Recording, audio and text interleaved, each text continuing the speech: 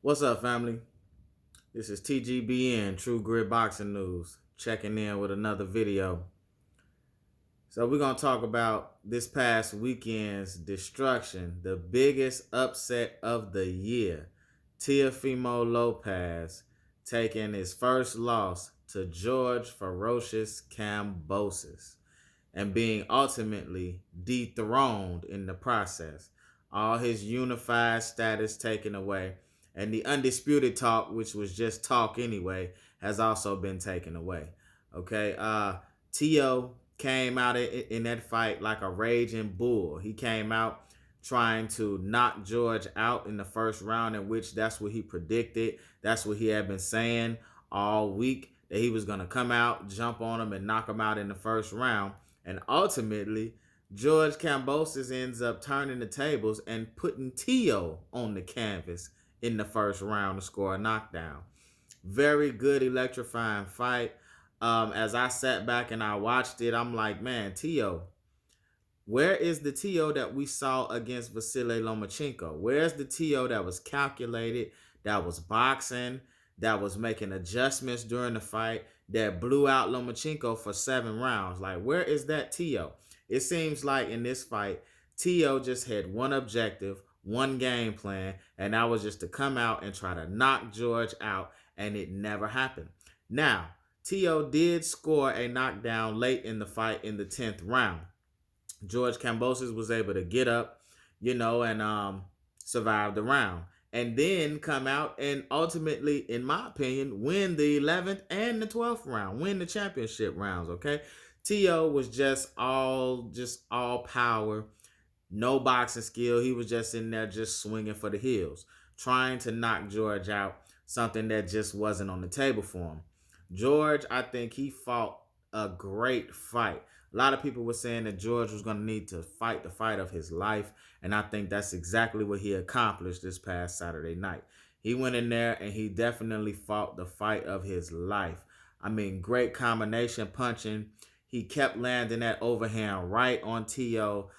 He kept landing the jab with the hook right behind it. It was just a whole bunch of variations that George Kambosos was putting together, and Tio just didn't know what to do with it. Tio never made an adjustment. He never went away from his "I'm gonna knock him out" game plan, and I think ultimately that cost him the fight. And also his corner, man. I gotta speak on Teofimo Senior. His corner did not offer any good advice, in my opinion.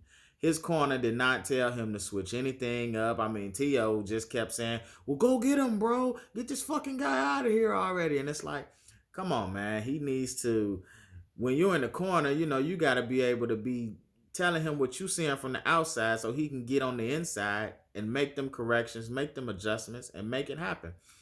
Tio Senior, to me, didn't offer anything for Tio during that fight that was of substance to get him to come out with that dub. Even though he got a knockdown later on in the fight, he wasn't able to capitalize on it and keep George down. And that's why George walked away with those belts. I mean, the cuts Tio had, he was bleeding from, what was it, his left eye, right eye. I mean, he was bleeding from everywhere. He was bruised up. He got beat pretty bad in this fight. Okay. And then after the fight, Tio comes and he says that he felt like he won the fight. That he felt like he beat him 10-2, 9-3. Like, come on, Tio. Come on, Tio. Take your losses like a man, man. Take your losses like a man. I mean, you be doing backflips when you win. Take your losses like a man, bro. For real. For real. I mean, you just were not the better man this past Saturday night. George Kambosos was. Now, you could have been if you would have went in there and made some adjustments and did a few things differently, but you didn't. So don't come out and then try to say that you feel like that you won the fight when, I mean, the whole world's seen it. And nobody is really siding with you except for those that are very close to you on that fact. Okay, you lost, bro. Tio, you took an L. You can bounce back. I know that they were saying that he had an elbow injury, which, I mean, now it seems like it's just excuses racking up. And he had a whole lot to say about Deontay Wilder. We're not even going to get into what Tio had to say about Deontay Wilder's excuses. But now here you are coming out making a bunch of excuses, just like what you were saying about Deontay.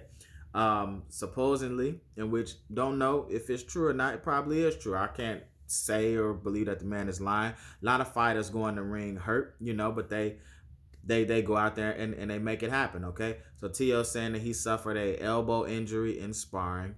The other thing that they were saying leading up to the fight was that he was ready to move on from 135.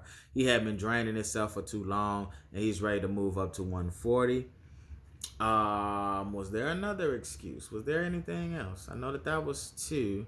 And then this fight has just been being pushed back for so long. This fight was supposed to happen originally in the summertime back in June, and it's been postponed after postponed after postponed. Oh yeah, then T.O., he's got a lot of personal issues going on outside of the ring. So he had a lot in his mind going into this fight, and he just couldn't put it together and pull out a win. So George Kambosos is the new unified 135-pound lightweight champion. He has the WBA, the WBO, the IBF, and the Ring Magazine belt. The only belt that is left for him to achieve to become the real undisputed champion at 135 is the WBC belt, that green prestigious belt that Devin the Dream Haney holds.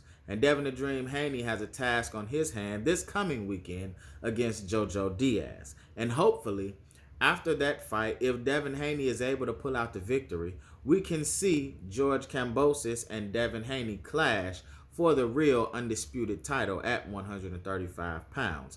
Now, George Kambosos is on record saying that he is willing to fight Devin Haney, but he has to come to Australia to do so. Okay, and Devin Haney is on the record saying he has no problem with going to Australia to fight George Kambosos for undisputed, the real undisputed. So hopefully that is the fight that we're going to get a chance to see next. We don't know if George is going to want to take a tune-up fight in between. Well, not necessarily a tune-up, but a defense against somebody else first or whatever. I'm hoping that he's going to want to jump right in there with whoever wins this Saturday night against Devin Haney and Joseph Jojo Diaz. And also, George is on record saying that he's going to be at the Devin Haney fight. So I'm looking forward to seeing that too. I'm looking forward to seeing him in the crowd. I'm looking forward to see what he has to say after the fight once the winner is announced. Hopefully he gets in the ring. Maybe we can get a little pre-post press conference going on. Maybe they can have a little back and forth. Bring more spark and more light to the sport. But ultimately, Teofimo Lopez, he took his loss. He's no longer the unified champion at 135. George Ferocious Kambosos is. I have to say this also. He was a huge underdog, George. Nobody expected George to go in there and actually defeat Teofimo Lopez, okay? Me, myself included.